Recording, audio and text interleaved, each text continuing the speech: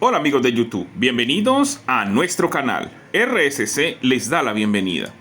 Todos en nuestros teléfonos tenemos esta opción que es la opción de ubicación, en la cual comienza a funcionar el sistema GPS o GPS en español. En este caso, aquí encendí mi GPS y tomo como referencia un teléfono Xiaomi Redmi 9 versión global con MIUI 13.0.2. Aquí ya tengo encendido mi GPS.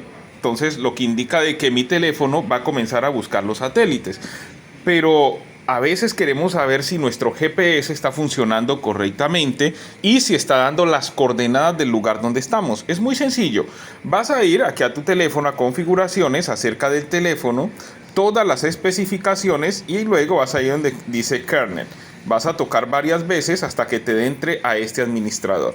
Luego de que estés en este administrador, sencillamente vas a buscar la opción de GPS que viene correspondiendo al 30 en este MIUI 13.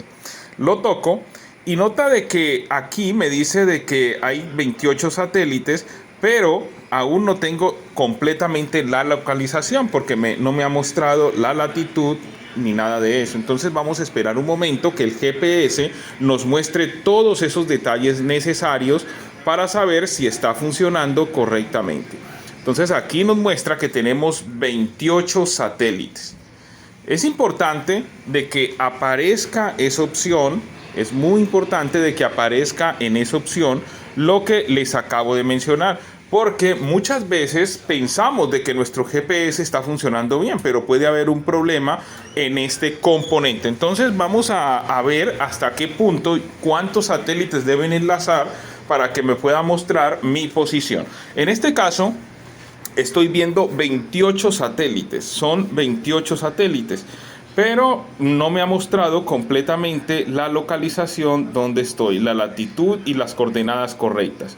Entonces vamos a esperar un poco que ya parece que se están alineando algunos sistemas. Nota, en ese momento ya me doy cuenta de que el sistema está correctamente. Nota, la localización ahí me da mi latitud, ¿sí lo notan?